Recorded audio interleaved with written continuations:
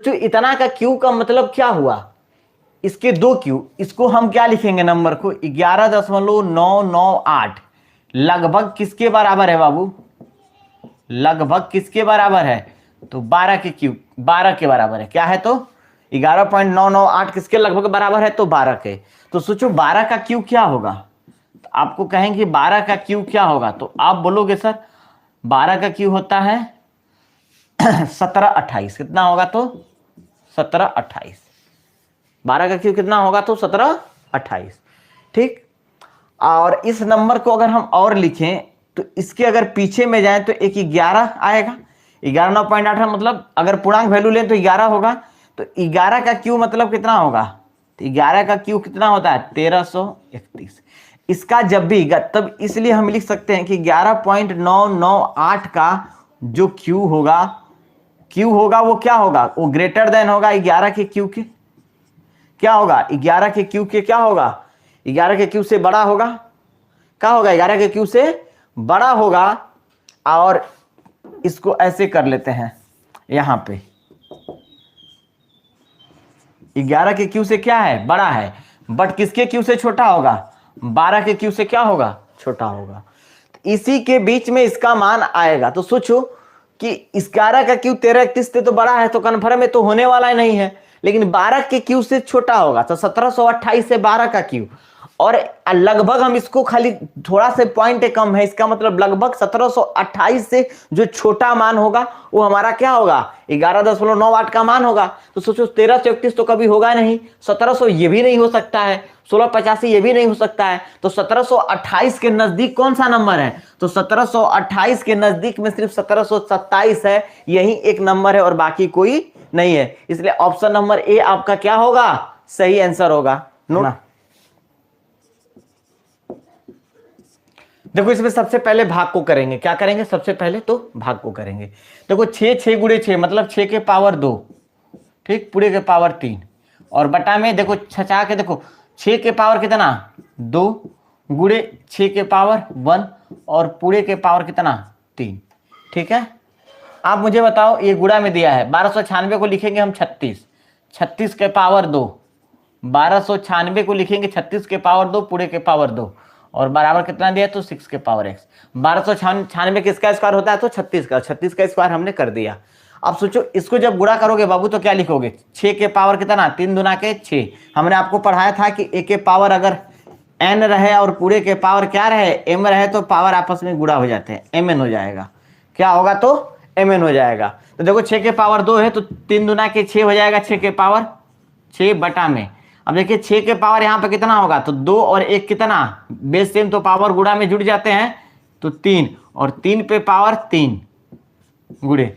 अब 36 को क्या लिख सकते हैं, सोचो तो 6 का स्क्वायर और पूरे पे पावर 2 और पूरे के पावर 2 है बराबर 6 के पावर x है। हो सकता है देखो 36 को हमने क्या लिखा 6 का स्क्वायर और पूरे 36 के पावर 2 था तो पावर 2, और पूरे के पावर 2 था तो पावर 2 हमने क्या कर दिया लिख दिया। आप मुझे एक बात बताओ, इस वाले पार्ट को क्या लिखेंगे हम 6 के पावर 6 और गुणा करेंगे तो 6 के पावर कितना 9 गुणे। देखिए इसमें पावर क्या होगा, हम आपको बताए थे m हो और पूरे के पावर भी क्या दे, अगर p दे तो सभी पावर आपस में गुणा हो जाएंगे। 2 दूना के 4, 4 दूना के कितना 8, मतलब 6 के पावर 8 बराबर 6 के पावर x। अब देखो ये पावर क्या होंगे, ये 8 वाला पावर इसको क्या करेगा काट देगा, पावर 1 बचेगा, याद रखना ये पूरा टर्म हमारा खत्म हो गया है। इसका मतलब क्या बचा 6 के पावर 6 बटा में 6 बराबर 6 के पावर x। एक 6 क्या करेगा एक पावर काट देगा, बचेगा पावर कितना 5 बचेगा। इसका मतलब ये हुआ 6 के पावर 5 बराबर कितना 6 के पावर x। अगर बेस सेम हो तो पावर भी आपस में क्या होंगे इक्वल होंगे। तो 5 जब इक्वेशन दिया रहे तो 5 बराबर x, इसलिए x का मान कितना होगा 5 होगा। ऑप्शन नंबर कौन सा सही है, तो ऑप्शन नंबर बी आपका सही है। अब देखो हम ये पावर कटा रहे हैं ना, तो कटाने से घबराना नहीं है, ये मैं घटा रहा हूं। भाग में पावर क्या होते हैं घटते हैं, a के पावर m हो और a के पावर n हो तो पावर आपस में घट जाएंगे, m माइनस n हो जाएंगे। वहीं देख लो हमने घटा दिया तो पावर क्या नीचे में वही किया हूं। अरे 6 के पावर 9 को आप क्या लिख सकते हो, ऐसे करो कटाने वाला 6 के पावर 8 गुणे 6 नहीं लिख सकते हो भाई, 6 के पावर कट गया तो 6 के पावर 1 बचा है, वही मैंने डायरेक्ट कटा दिया, ठीक है। जब भी देना तो पहले हम छोटा कोष्टक को तोड़ेंगे, क्या करेंगे, छोटा को। तो इसको क्या लिखेंगे बाबू, 5.1/2 प्लस, इसको करेंगे तो 2, देखो ये 4 12, 12 3 कितना होगा, 15 हो जाएगा ना, 15/4 माइनस 4.2/15। बोलो किसी को डाउट है यहाँ तक? अगर किसी को डाउट है तो एक बार मुझे बोले। तो इसको क्या लिखेंगे बाबू, तो 5.1/2 प्लस, इसको 2 जब भाग को गुणा में बदलेंगे तो अंश और अपन भाग के राइट साइड वाला अंश और हर में बदल जाता है अपना, ये हो जाएगा माइनस 4.2/15। अब मुझे बताओ, ये तो हमारा नहीं कटेगा, तो ये 5.1/2, ये अब प्लस कितना होगा, 4 दूना के 8/15, माइनस कितना होगा, तो 4.2/15। यहां तक किसी बच्चे को डाउट है तो बोले, कोई भी बच्चा का अगर डाउट हो तो। आप बताओ इसको क्या लिख सकते हैं हम, तो 5 + 1/2 लिख सकते हैं। ये देखो गुणा करेंगे तो 8/15 माइनस 4 माइनस 2/15। हमने आपको फ्रैक्शन का शॉर्ट मेथड बताया था कि ऐसे हम लिख सकते हैं। कोई दिक्कत है किसी को तो बता दे। अब ये देखो 4 में से 5 चला गया तो बचेगा कितना बाबू, ये घट जाएगा दोनों तो 1 बच जाएगा, 1 हमने लिख दिया, प्लस ये 1/2 बचा, ठीक है। इन दोनों को सोल्व करो आप, इन दोनों को अगर सोल्व करोगे तो देखो ये 15/15 दोनों में क्या है, सेम है, ऊपर 8 है, यहाँ भी 2 है, तो 8 में से 2 चला गया तो डायरेक्टली मैं कर रहा हूँ, 8 में से 2 गया बाबू तो कितना बचेंगे, 8 में से 2 गया तो 6/15। बोलो किसी को डाउट है यहाँ तक? अब इसको कटा दो, 3 दूना के 6, 3 5 15।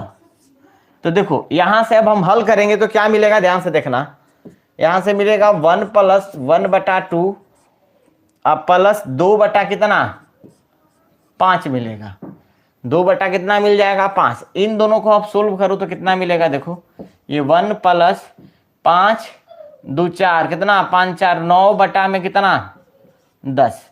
किसी को यहां तक अगर दिक्कत है तो मुझे बताएं, किसी बच्चे को अगर यहां तक दिक्कत है तो इसका आंसर आएगा कितना, 1.9/10, या इसका आंसर ये भी हो सकता है 10 9 29, 10 9 19 आएगा, सॉरी ये 19 बटा में कितना, 19 बटा में 10, ये भी आपका आंसर होगा।